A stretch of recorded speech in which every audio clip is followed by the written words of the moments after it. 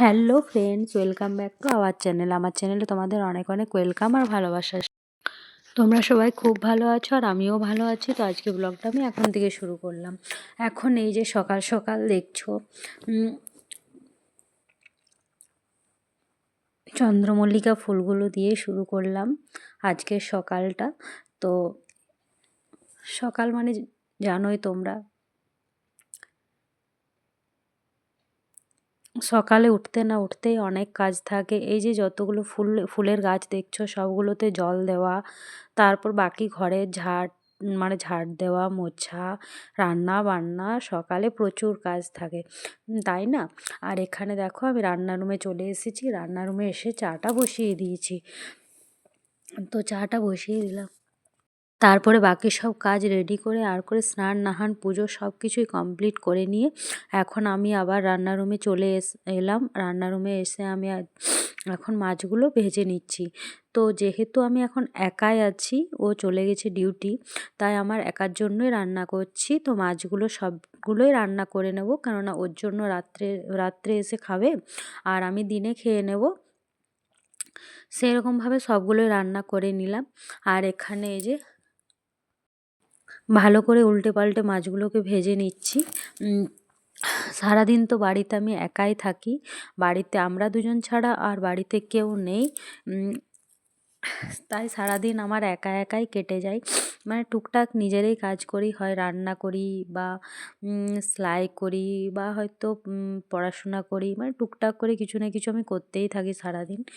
বসে খুব একটা থাকি না, যতই একাই থাকি কাজ না থাকুক কিন্তু টুকটাক করে কিছু না কিছু কাজ করতেই থাকি, কেননা বসে থাকা শুয়ে থাকা আমার একদমই পছন্দ লাগে না, সেই জন্য। আর এখানে দেখছো মাছগুলো ভাজা হয়ে গেলে একবার করে বাইরের দিকে তাকাচ্ছি, কেননা এই জানালাটা দিয়ে একদম আমাদের পুরো বাইরেটা দেখা যায়। তাই একবার করে তাকাতেই থাকি, দেখি যে কে আসছে যাচ্ছে সব কিছুই দেখা যায়। সেই জন্য আর কি, মানে রান্নার রুমটা এমন জায়গায় হয়েছে যে বাইরে কেউ আসা যাওয়া করলে সবই দেখা যায়। আর এখানে মাছগুলোকে ভালো করে রান্না করে নেবো। সবজিটা আগে বানিয়ে নিয়েছি, তো মাছটা হলে আমার রান্নাটা অলমোস্ট হয়ে যাবে।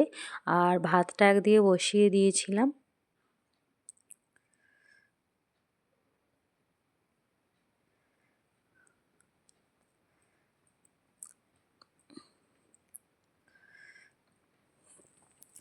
সারাদিন একা একা মানে সময়টা কাটতে চায় না, কিন্তু কি করব, একা তো আর তো কেউ নেই যে গল্প করব বা কিছু।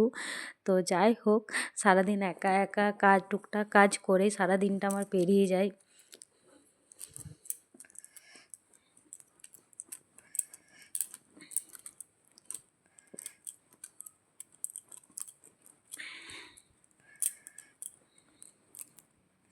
আজকে প্রায় অনেক দিন পরে মাছ রান্না হলো, কেননা মানে কি হয়েছে না, মাছের জায়গায় বেশি মানে মাংসটাই বেশি খাওয়া হয়েছে এই সপ্তাহের মধ্যে।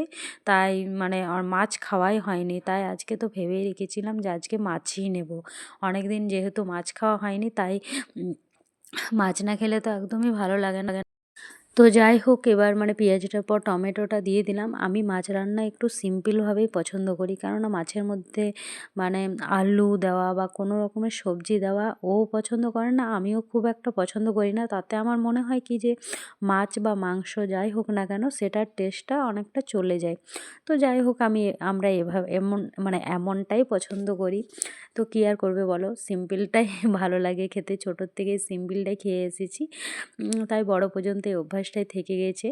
সেই জন্য দেখছো একটু সর্ষে বাটা দিয়েছি, একটু মানে সব কিছুই মশলার সাথে একটু সর্ষেটা বেটে দিয়েছিলাম।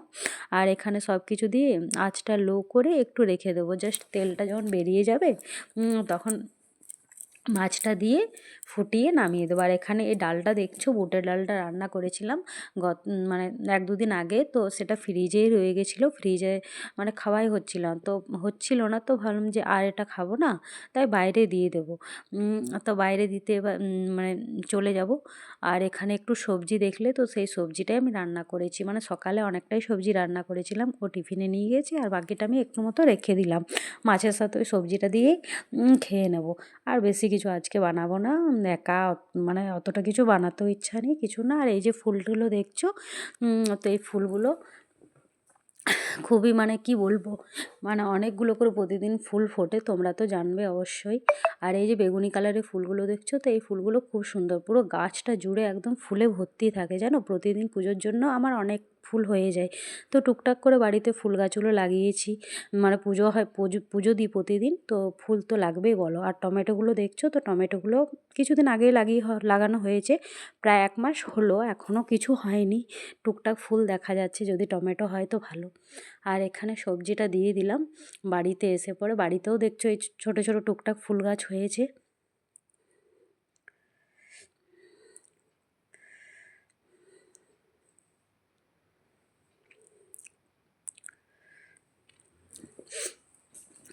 আর এখানে এই যে দেখছো মাছটা ভেজে রেখেছি, তো এবার ঝোলটা ফুটে গেলে তার মধ্যে দিয়ে দেব। তো যাই হোক, রান্নাবান্না খাওয়া দাওয়া কমপ্লিট করে এখন আমি বসে গেলাম। এই দুটো নারকেল আনা করিয়েছি, তো এই নারকেল দুটো ভালো করে কুড়ে নেব, কেননা রাত্রে পিঠে বানাবো, তো নারকেলের পুরটা তো রেডি করে রাখতে হবে। সেই জন্য দুপুরের দিকে রেডিটা করে নিচ্ছি, যাতে রাত্রে আর মানে কিছু রেডি না করতে হয়, শুধু মানে গুঁড়িটা মেখে পিঠেটা বানালেই যেমন হয়ে যায়। এখানে দেখছো পুরটা আমি রেডি করে নিলাম। তো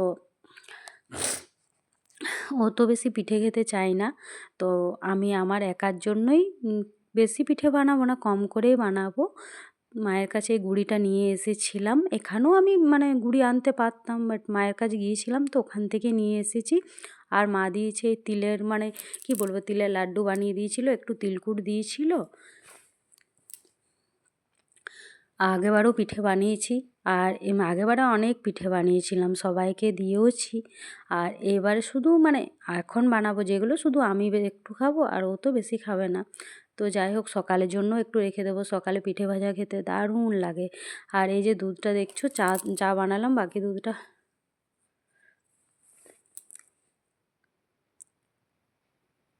বেঁচে গেল, তো সেটা ফ্রিজে রেখে দেবো।